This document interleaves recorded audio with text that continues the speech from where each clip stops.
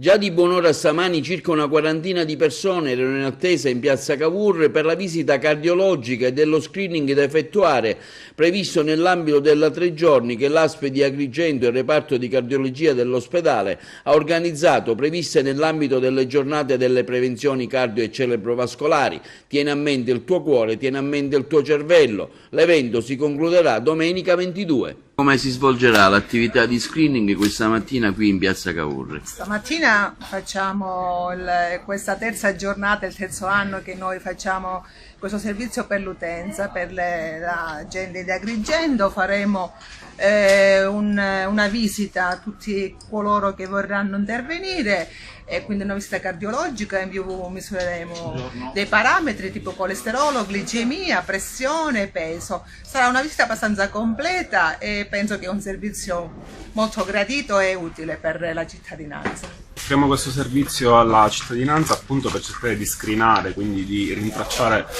quanto più persone possibili che sono a rischio di malattie cardiovascolari. Quindi infarto e ictus, prima di ogni cosa, infatti è un po' lo sponsor di questa campagna elettorale e credo che sia un'iniziativa importante che la gente sta apprezzando e apprezzerà.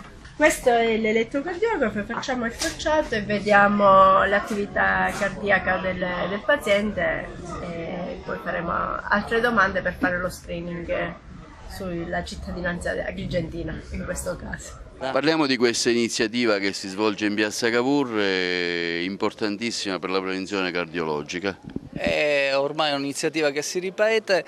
Creare sensibilizzazione e fare prevenzione su un tema particolare come quello delle malattie cardiache è in questi tempi, i dati ce lo dicono, assolutamente fondamentale. Ed è l'occasione anche per stimolare tanti che sono anche refrattari ai controlli a trovare 5 minuti, 10 minuti del loro tempo per volersi bene, e questa è un'occasione per volersi bene.